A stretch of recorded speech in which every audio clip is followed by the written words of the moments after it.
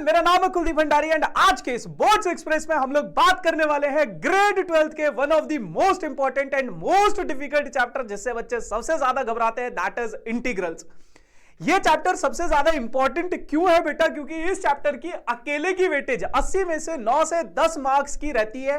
And अगर मैं पिछले कुछ सालों का ट्रेंड आप लोगों को बताऊं तो साल 2024 में 5 सवाल, 2023 में 3 सवाल और 2020 में 6 सवाल। इस चैप्टर से आप लोगों को हर एक टाइप का सवाल देखने को मिलेगा। 1 मार्कर, 2 मार्कर, 3 मार्कर, 5 मार्कर, हर एक टाइप का सवाल आप लोगों को इस पर्टिकुलर चैप्टर से देखने को जरूर मिलेगा। और यार अगर मैं इस चैप्टर की इंपॉर्टेंस बताऊं तो बहुत बहुत बहुत ज्यादा इंपॉर्टेंट है आप लोगों के कॉम्पिटिटिव एग्जाम्स के लिए भी। बाकी यार अगर आप लोग इस चैप्टर के नोट्स डाउनलोड करना चाहते हो तो इसी वीडियो के डिस्क्रिप्शन में आप लोगों को एक पीडीएफ मिलेगा, वहां से आप लोग इन सभी नोट्स को डाउनलोड कर सकते हो। बाकी मैं आप लोगों को इस चैप्टर में सभी फॉर्मूले बताऊंगा, फिर कुछ इंपॉर्टेंट क्वेश्चंस मैं यहां पे बताऊंगा और कुछ इंपॉर्टेंट क्वेश्चंस आप लोगों के लिए होमवर्क के लिए मैं दूंगा। ठीक है जी, चलो इंटीग्रेशन में जो सबसे ज्यादा इंपॉर्टेंट चीज है वो है बेटा इस चैप्टर का क्या फॉर्मूला। बच्चे को ना फॉर्मूले समझ नहीं आते, बच्चे को फॉर्मूले याद नहीं होते। तो जब भी आप इंटीग्रेशन करो तो सबसे पहले आप लोगों को फॉर्मूलों की अच्छी समझ होनी चाहिए। कहां पे आप बाई पार्ट्स यूज करोगे, कहां पे आप पार्शियल फ्रैक्शन यूज करोगे, कहां पे सब्स्टिट्यूशन मेथड यूज करना, वो सारी की सारी डेप्थ में नॉलेज होना बहुत ज्यादा जरूरी है। बात करूं अगर मैं कुछ फॉर्मूले की तो सबसे पहला और सबसे इंपॉर्टेंट फॉर्मूला जो है आप लोगों के पास है कि अगर x की पावर n, देखो इंटीग्रेशन बेसिकली होता क्या है, ये तो बहुत बेसिक सी चीज है जो आप लोगों को पता होनी चाहिए कि integration is anti derivative. Differentiation का इनवर्स प्रोसेस उसको इंटीग्रेशन बोला जाता है ना। इंटीग्रेशन का मतलब होता है जोड़ना, डिफरेंशिएशन का मतलब होता है ब्रेक करना और इंटीग्रेशन का मतलब होता है जोड़ना। तो आप लोगों के पास ये इंटीग्रल का साइन होता है, इंटीग्रल ऑफ x की पावर n dx, इसको इस तरीके से रिप्रेजेंट किया जाता है। अब अगर मैं इसका इंटीग्रेशन निकालूं तो वो हो जाता है x की power n+1 divided by n+1 और यहां पे हर एक इंटीग्रेशन में एक कांस्टेंट c जरूर आएगा। इससे हमें पता चलता है कि यार अगर आपके पास कोई नंबर है या कोई भी फंक्शन है, उसका अगर मैं डिफरेंशिएशन निकालूं वो बहुत यूनिक होता है, सिर्फ एक ही आएगा। लेकिन जब हम बात करें इंटीग्रेशन की, उसी फंक्शन का अगर मैं इंटीग्रेशन निकालूं तो इनफाइनाइट इंटीग्रेशन हो सकता है। क्यों? क्योंकि कांस्टेंट की वैल्यू अगर मैं चेंज करता रहूंगा तो वो आप लोगों के पास वेरी करता रहेगा। e की पावर ax dx का इंटीग्रेशन होता है e की power ax upon a plus c. a की पावर x dx इसका इंटीग्रेशन होता है बेटा a की power x divided by log a। 1 upon x का इंटीग्रेशन होता है बेटा log mod x, है ना। log के साथ हमेशा mod जरूर आएगा, डिवाइडेड बाई log a और sorry mod x। sin x का इंटीग्रेशन अगर मैं ट्रिग्नोमेट्रिक फंक्शंस की बात करूं तो minus of cos x plus c हो जाता है। cos x का इंटीग्रेशन हो जाता है बेटा sin x, tan x का इंटीग्रेशन हो जाता है minus log cos x mod plus C. या फिर इसको अगर मैं देखो नेगेटिव साइन को अगर अंदर अंदर ले जाके करेंगे तो वो cos इनवर्स हो जाएगा, है ना। cos का रेसिप्रोकल हो जाएगा, तो cos का रेसिप्रोकल क्या हो जाता है secant x। तो ये secant x की फॉर्म में भी आप याद कर सकते हो। cot x का इंटीग्रेशन हो जाता है बेटा log sin x प्लस सी माइनस log cosec x, ऐसे भी आप इसको याद रख सकते हो। secant x का इंटीग्रेशन होता है log, यहां पे mod आएगा, mod secant x plus tan x plus C is equals to, ये इसके बराबर भी होता है log tan pi by 4 plus x by 2 plus C. cosec x का इंटीग्रेशन हो जाता है बेटा log cosec x minus cot x का mod is equals to log tan x by 2 plus C. ठीक है, ये बहुत बेसिक से फॉर्मूले हैं। इस चैप्टर में फॉर्मूले बहुत ज्यादा है। ये जो मतलब मैं अगर मैं इनडेफिनाइट इंटीग्रल्स की बात करूं तो लगभग 30 से 35 फॉर्मूले आप लोगों के पास। जैसे कुछ और फॉर्मूले अगर मैं ट्रिग्नोमेट्री में जाऊं तो secant x tan x का इंटीग्रेशन हो जाता है बेटा secant x, cosec x cot x का इंटीग्रेशन हो जाता है minus cosec x, secant square x का इंटीग्रेशन हो जाता है tan x, cosec square x का इंटीग्रेशन हो जाता है minus cot x, 1 upon under root of 1 minus x square का इंटीग्रेशन हो जाता है साइन इनवर्स एक्स। आपको याद होगा साइन इनवर्स का ये डिफरेंशिएशन से ही आए, है ना। अगर मैं इसका डिफरेंशिएशन करूंगा ये आएगा, इसका डिफरेंशिएशन करूंगा ये आएगा, है ना। तो ये कुछ और नहीं है, डिफरेंशिएशन से ही आए। डिफरेंशिएशन वाले अगर आपको याद है, आधे से ज्यादा आप इंटीग्रेशन के फॉर्मूले आपको याद रहेंगे। Minus 1 upon under root of 1 minus x square का इंटीग्रेशन है cos inverse x, 1 upon 1 plus x square का इंटीग्रेशन है tan inverse x, minus 1 upon 1 plus x square का इंटीग्रेशन है minus cot inverse x, 1 upon x under root x square minus 1 का integration है secant inverse x, minus 1 upon x under root x square minus 1 का integration है cosec inverse x plus सी।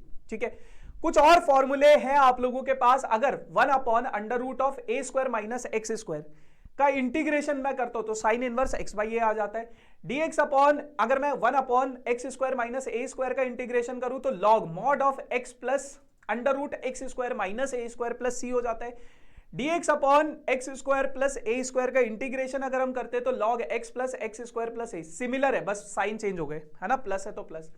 1 upon ए square plus x square का integration 1 upon A tan inverse x by A, 1 upon A square minus x square का हो जाता है 1 upon 2a log a plus x A minus x. अब अगर यहां पे मैं इसको आगे इसको पीछे कर दूं तो 1 upon 2a log x minus a upon x plus a. बहुत इजी फॉर्मूले हैं ये याद करने के लिए। देखो मैं ये सभी फॉर्मूले आप लोगों को, इसमें टाइम इन्वेस्ट क्यों कर रहा हूं, 2 मिनट 3 मिनट जितने भी मिनट है, इतना इन्वेस्ट इसलिए कर रहा हूं क्योंकि मैं चाहता हूं आप लोग एक पेज पे इन सभी फॉर्मूलों को लिखो। पेज पे फॉर्मूले लिखने के बाद आप लोग इन सभी फॉर्मूलों को जब आप क्वेश्चंस की प्रैक्टिस करते हो ना, देख के करो। जब आप नंबर ऑफ क्वेश्चंस इंटीग्रेशन से, बेटा इंटीग्रेशन के बारे में ऐसा बोला जाता है कि आप कितना भी इंटीग्रेशन कर लो, अगर क्वेश्चन में, एग्जाम में क्वेश्चन थोड़ा सा भी ट्विस्ट कर दिया बच्चा फंस जाता है। तो जब आपको फॉर्मूले की अच्छी समझ होगी कि कहां पे कौन सा कॉन्सेप्ट लगना है, कहां पे कौन सा formula, it's all about, integration is all about formula और थोड़ा बहुत जो छोटा मोटा कॉन्सेप्ट है। तो उस कॉन्सेप्ट से, उस फॉर्मूले से बचने के लिए आप लोगों को ये फॉर्मूलों की समझ होना बहुत ज्यादा जरूरी है। एक पेज पे फॉर्मूले लिखो और जब आप क्वेश्चंस कर रहे हो ना, देख के करो, ऑटोमेटिकली याद हो जाएंगे। Under root of x square minus a square का इंटीग्रेशन हो जाता है बेटा x upon 2 under root x square minus a square upon 2 log x plus under root x square minus a square plus C. A square minus x square का integration हो जाता है x by 2 under root a square minus x square plus a square by 2 sine inverse x by 2 plus C, है ना। Integration of x square plus a square का integration हो जाता है x by 2 under root x square plus a square by 2 log x plus under root x square plus C. और ये बहुत ज्यादा इंपॉर्टेंट फॉर्मूला आप लोगों के पास कि ax प्लस बी की पावर n, अगर मैं इसका इंटीग्रेशन करूं तो ax प्लस बी की power n plus 1 divided by a into n plus 1। और यहाँ पे n यहाँ पे जो हमारे पास, जो हमने आगे भी पढ़ा था यहाँ पे, है ना, यहाँ पे ये जो n प्लस 1 है वो 0 के इक्वल नहीं होना चाहिए, है ना।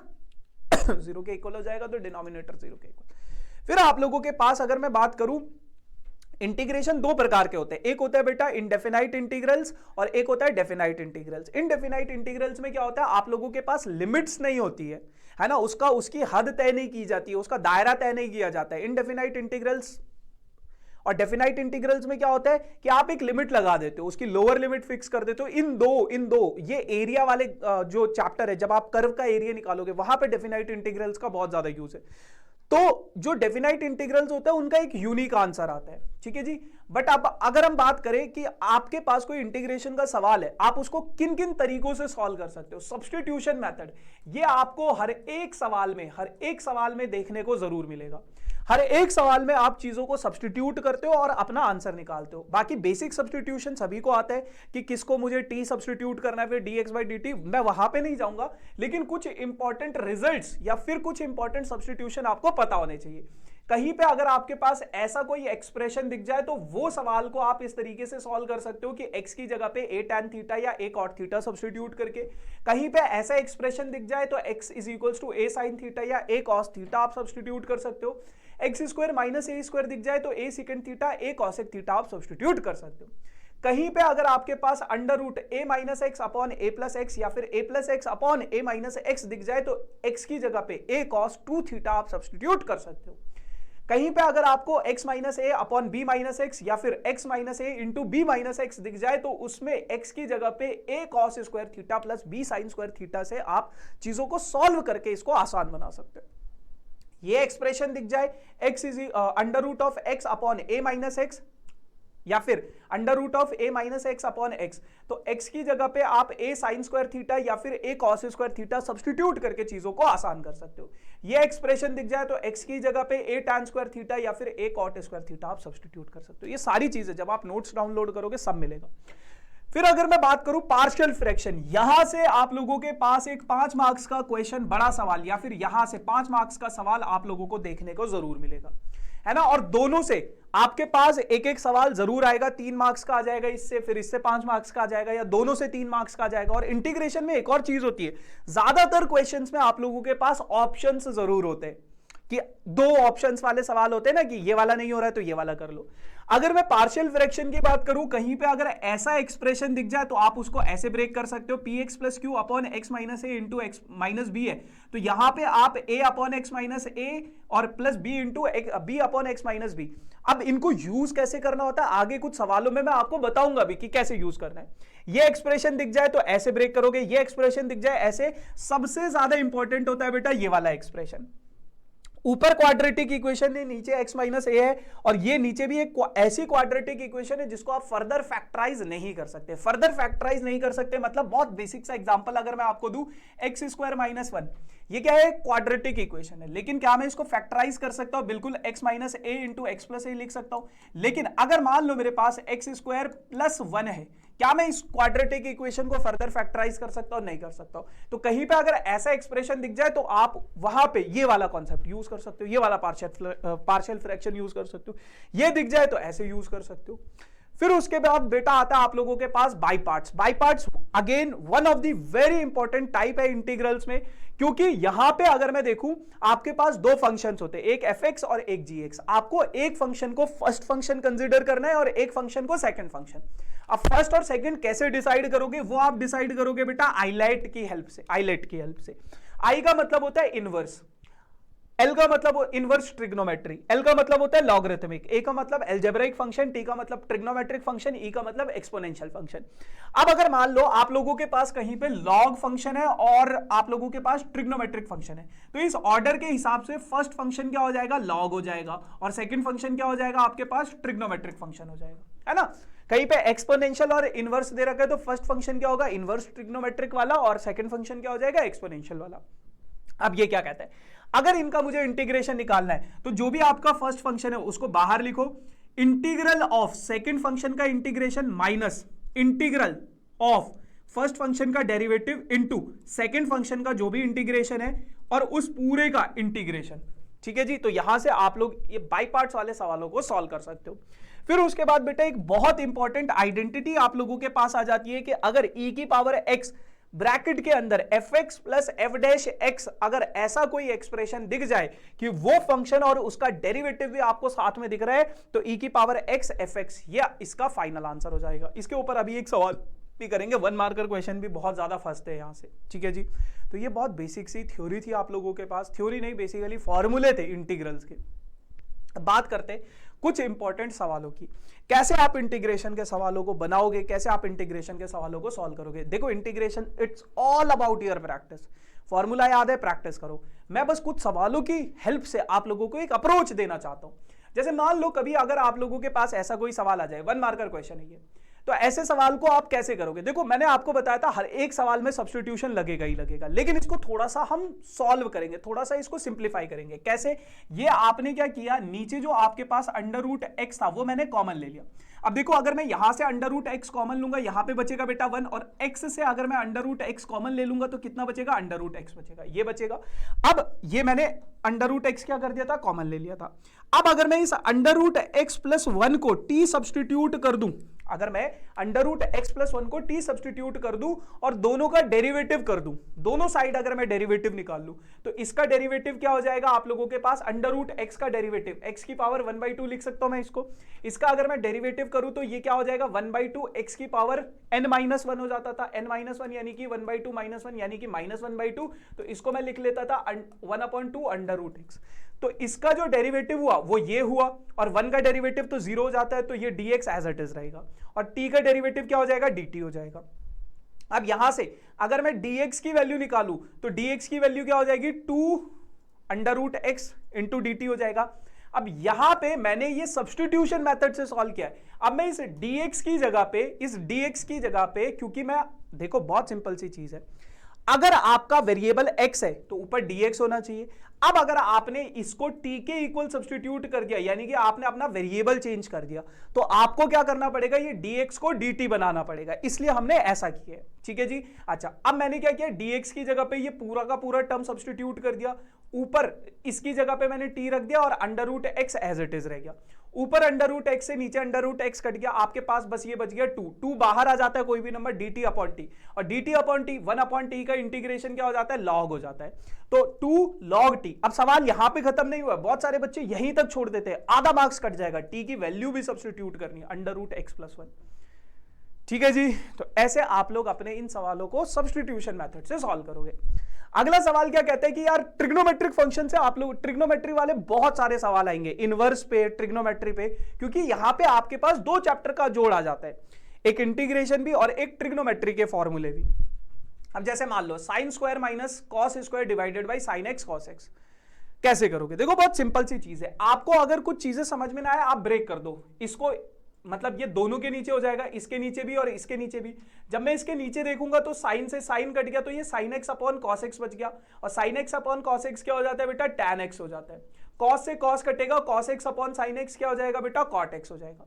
तो आपको एक और चीज याद रखनी है, इंटीग्रेशन की प्रॉपर्टी होती है कि अगर आपके पास कोई फंक्शन है एफ एक्स प्लस माइनस जी एक्स है, तो बेटा अगर मैं इस पूरे का इंटीग्रेशन निकालूं तो एफ एक्स का इंटीग्रेशन अलग प्लस माइनस gx का इंटीग्रेशन अलग निकाल के आप चीजों को सॉल्व कर सकते हो।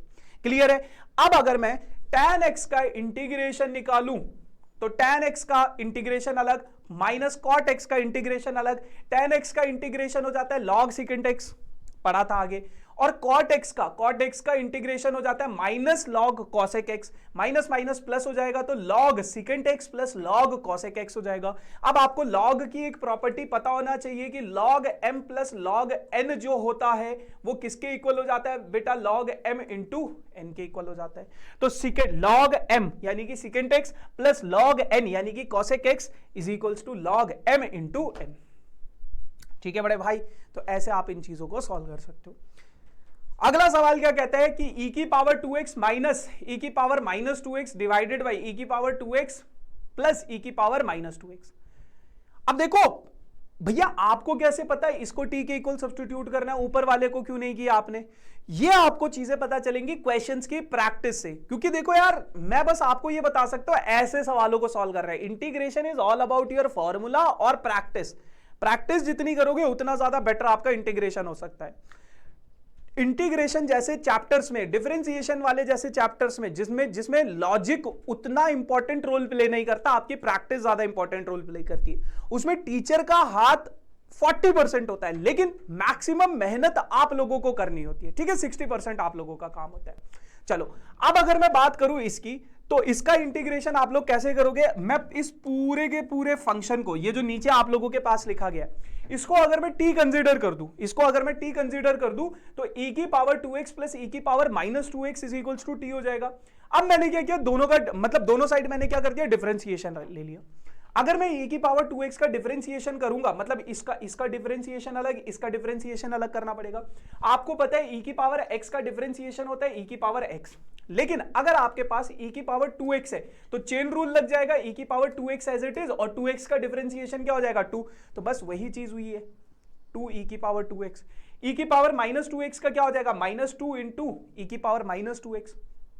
ठीक है, दोनों से 2 अगर मैं कॉमन ले लूं तो e की पावर 2x माइनस e की power minus 2x dx dt के इक्वल हो जाएगा। अब अगर मैं 2 को और dx 2 को इधर शिफ्ट कर दूं तो ये किसके इक्वल आ जाएगा, पूरा का पूरा e की पावर 2x माइनस e की power minus 2x into dx किसके इक्वल आ जाएगा, dt अपॉन 2। और ये वाला एक्सप्रेशन ये ऊपर वाला एक्सप्रेशन है।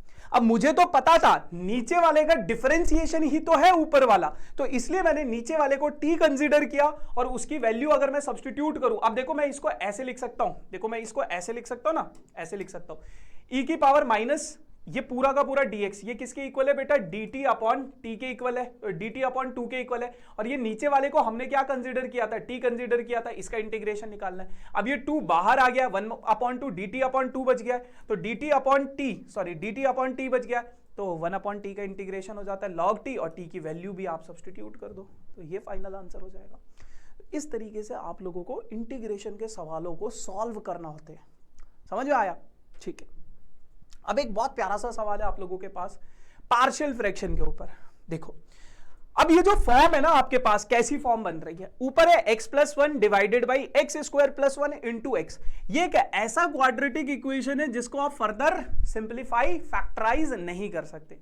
तो मैंने आपको बताया था कैसा फॉर्म, ये आपको कैसा फॉर्म दिख रहा है, ये आपको दिख रहा है x plus one upon x square plus one into x. इसको हम इस फॉर्मेट में लिख सकते हैं कि ax plus b upon x square plus one plus c upon x, इस फॉर्म में लिख दिया बाई पार्शियल फ्रैक्शन। ठीक है, पार्शियल फ्रैक्शन में बस आपको फॉर्म का पता लगाना है। अगर आपको फॉर्मेट का पता चल गया, फॉर्म का पता चल गया, सवाल आगे हलवा है। अब मैंने क्या किया, अब मैं, बहुत इंपॉर्टेंट सवाल है ये, 5 मार्क्स का सवाल है।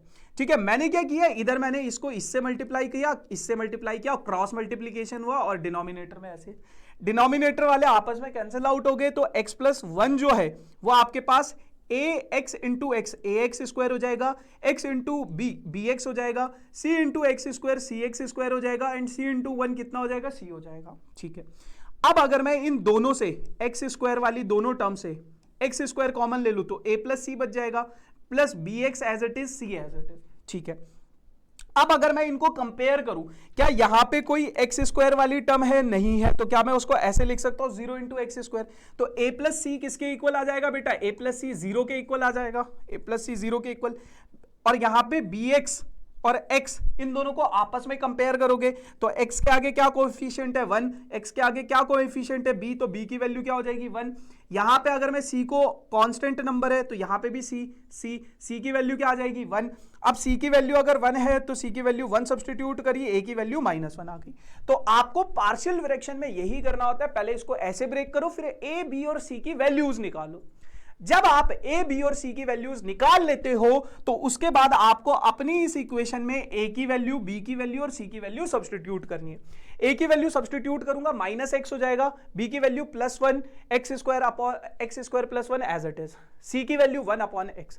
अब बेटा इसको अलग इंटीग्रेट करूंगा और इसका अलग इंटीग्रेशन करूंगा, वही चीज की है मैंने। ठीक है, मैंने क्या किया, अब इस वाले क्वेश्चन को देखो, इस वाले को ध्यान से देखना, मैंने ऊपर -2 से मल्टीप्लाई कर दिया और नीचे भी मैंने क्या कर दिया, 2 से मल्टीप्लाई कर दिया, डिवाइड कर दिया। मतलब मैंने क्या किया -1/2 से मतलब मल्टीप्लाई किया, तो इसको नल एंड वॉइड करने के लिए -2 से ऊपर भी तो मल्टीप्लाई करना पड़ेगा, तभी तो ये पूरा का पूरा कैंसिल आउट हो जाएगा। तो मेरी इस इक्वेशन पे कोई फर्क नहीं पड़ेगा, पीछे वाले पे एज इट इज, ये वाला एज इट इज, इसको नहीं छोड़ रहा हूं मैं, क्योंकि इसका इंटीग्रेशन मुझे पता है लॉग है ना, लेकिन इसको मुझे थोड़ा सा सिंप्लीफाई करना पड़ेगा। जब मैंने ऐसा किया, क्यों किया अभी बताता हूं, -2 से अंदर मल्टीप्लाई करूंगा तो 2x -2 हो जाएगा, ये -1/2 एज इट इज, बाहर एज इट इज, उस ऊपर वाले -2 को मैंने मल्टीप्लाई कर दिया।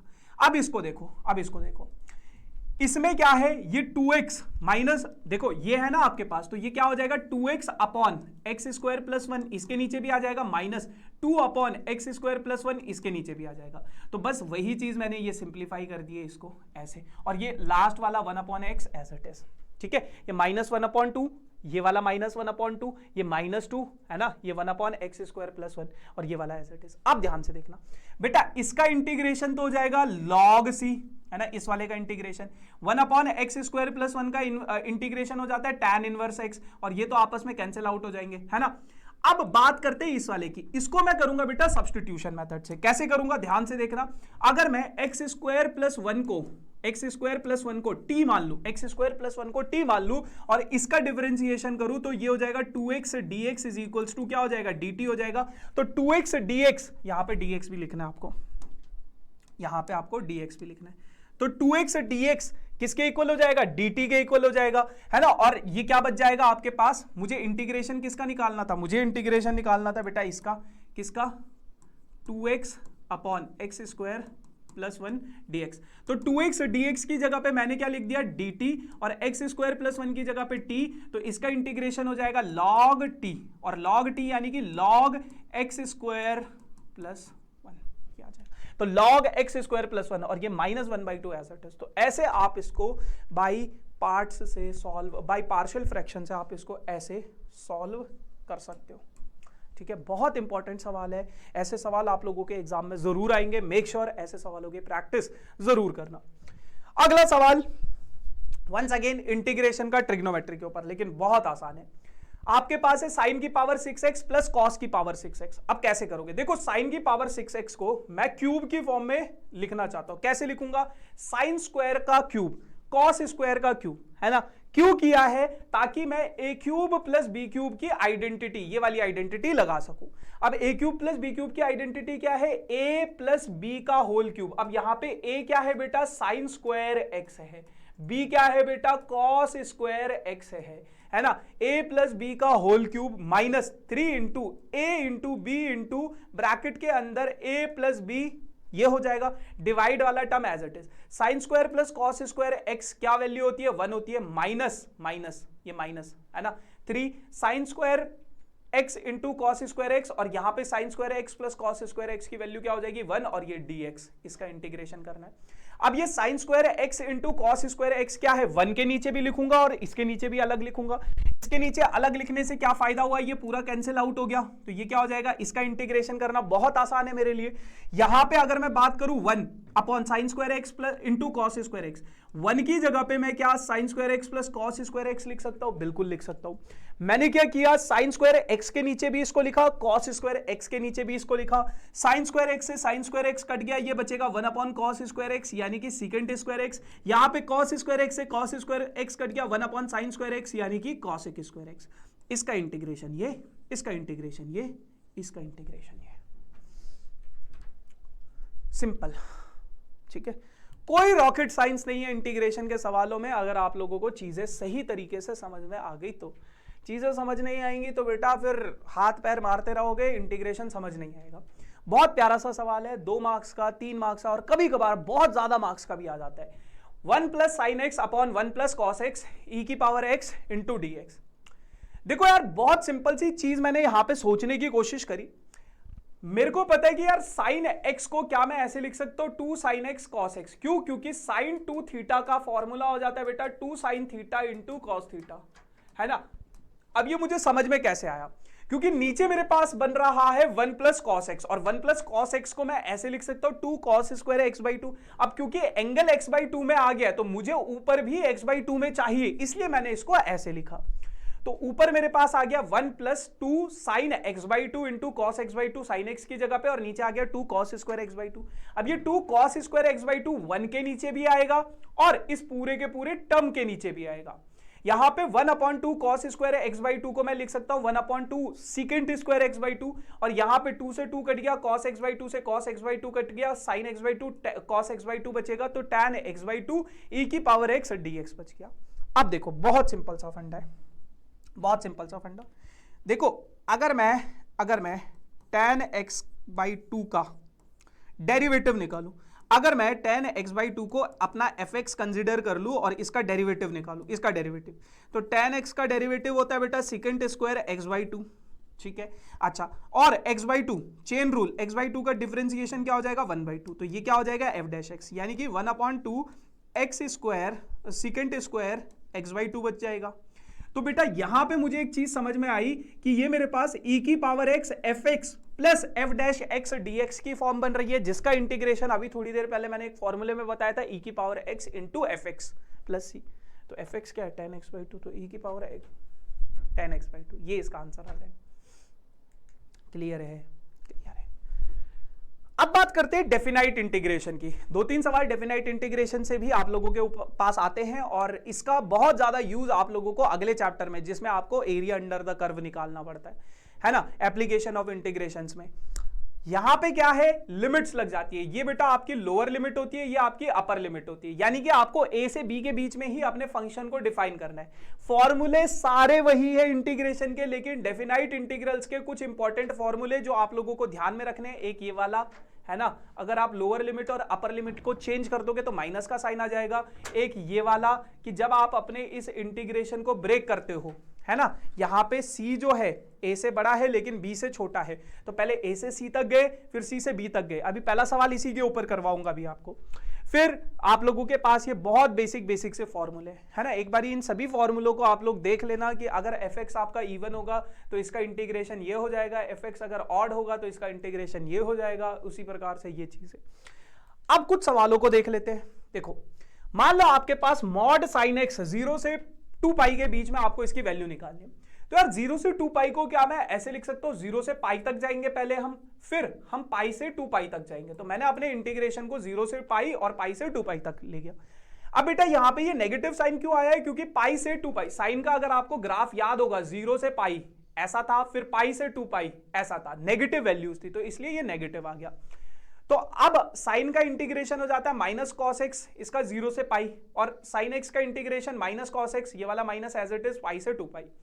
अब इसको सॉल्व कैसे करोगे, देखो बहुत सिंपल सी चीज है, पहले आप अपर लिमिट वाली वैल्यू रखोगे, ये माइनस साइन मैंने कॉमन ले लिया, कॉस पाई माइनस कॉस 0, क्या करना होता है, upper value minus lower limit, upper limit minus lower limit, तो upper limit minus lower limit, ऐसे ही यहां पे upper limit minus lower limit, ये माइनस माइनस प्लस हो गया था, बस cos पाई की वैल्यू -1, cos 0 की वैल्यू 1, cos 2 पाई की वैल्यू 1, cos पाई की वैल्यू -1, सॉल्व करोगे आपका आंसर आ जाएगा 4।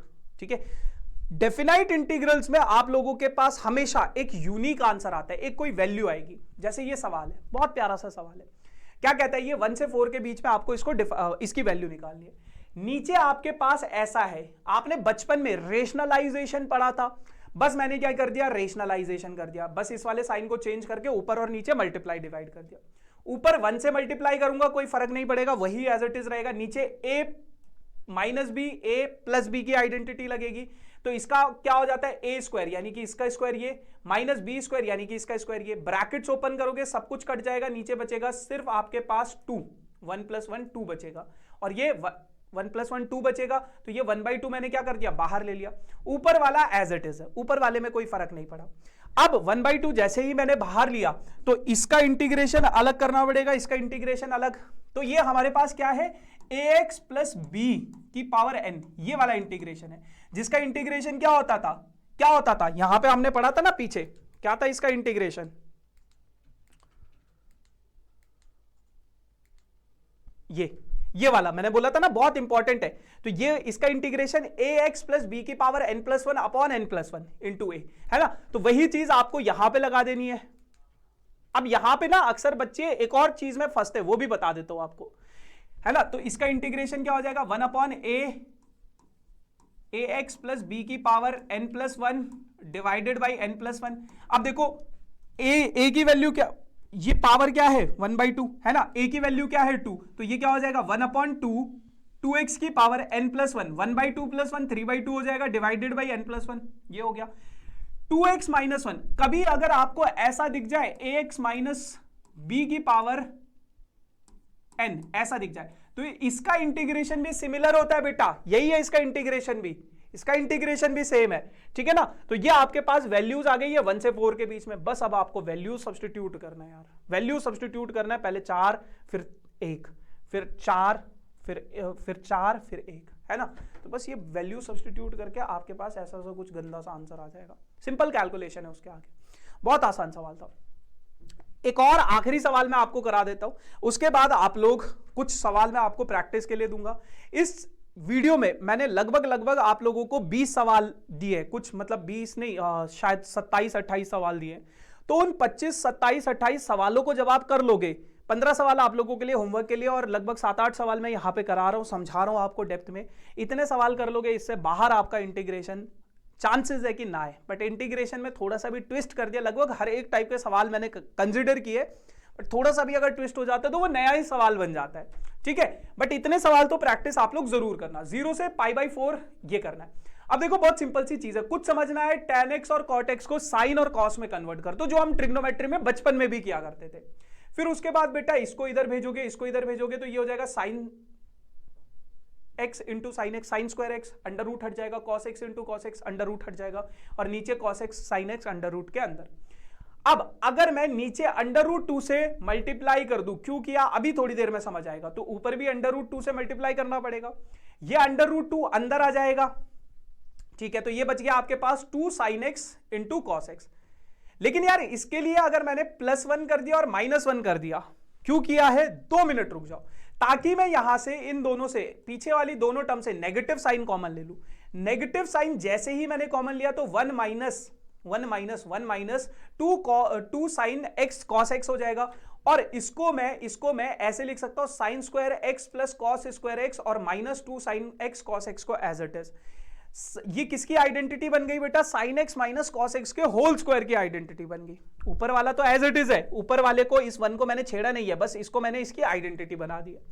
अब अगर मैं देखता हूं sine x minus cos x को, अगर मैं इस टर्म को t के इक्वल सब्सटीट्यूट कर दूं और इसका डिफरेंशिएशन कर दूं, तो ये हो जाएगा sin x का डिफरेंशिएशन cos x का माइनस sin x, तो माइनस माइनस प्लस हो जाएगा, इंटू dx क्या हो जाएगा आपके पास dt के इक्वल आ जाएगा, यानी कि cos x plus sin x into dx किसके इक्वल हो जाएगा, dt। तो ऊपर तो आ गया आपके पास dt।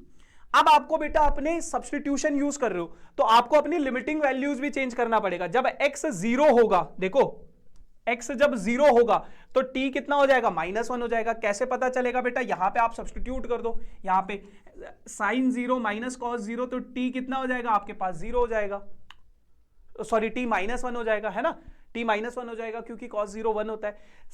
जब x π/4 होगा तो t की वैल्यू क्या हो जाएगी, 0, क्योंकि sin π/4 1/√2 माइनस 1/√2, तो t 0 हो गया। ठीक है, अब इसको 1 माइनस, ये क्या था आपके पास, ये था, है ना, तो sin x minus cos x को मैंने t माना था, तो इसको क्या मैं ऐसे लिख सकता हूं, क्या मैं इसको ऐसे लिख सकता हूं, ये t स्क्वायर हो जाएगा ना, 1 sin x minus cos x, हाँ t स्क्वायर हो जाएगा। ठीक है, तो ये आपके पास आ जाएगा √1 माइनस टी स्क्वायर।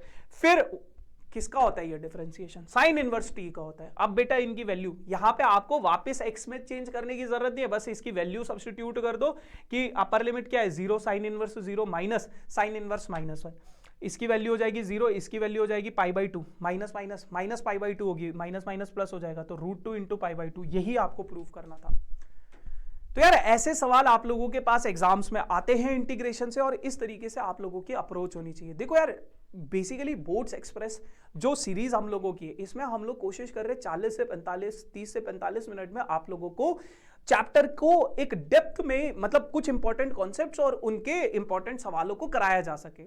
अगर मैं सवालों को करवाऊं, मतलब जैसे यहां पे मैं सॉल्यूशन लिख के लाता हूं आपके लिए, अगर मैं बिना उसके करवाने लगूं ना, तो एक सवाल में आप इस सवाल को जवाब को मैं समझाऊंगा, मैराथन्स जब होंगी हमारी एग्जाम टाइम पे, है ना, यही नहीं है, जब होंगी तो वहां पे इस सवाल को करने में 10 मिनट 15 मिनट लगेंगे।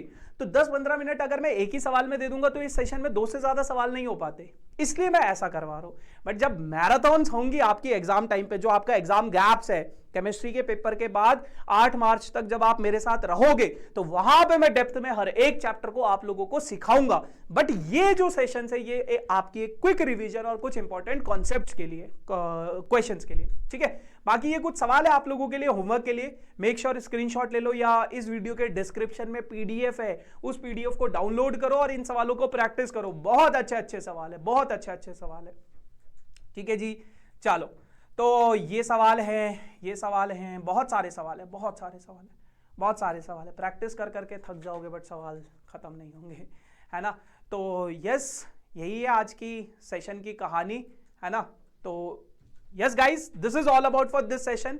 Baki make sure do like, share and subscribe this channel for these type of amazing sessions and all the very best for your exams. बाकी मिलेंगे हम live boards marathon में। चलो tata bye bye, see you soon.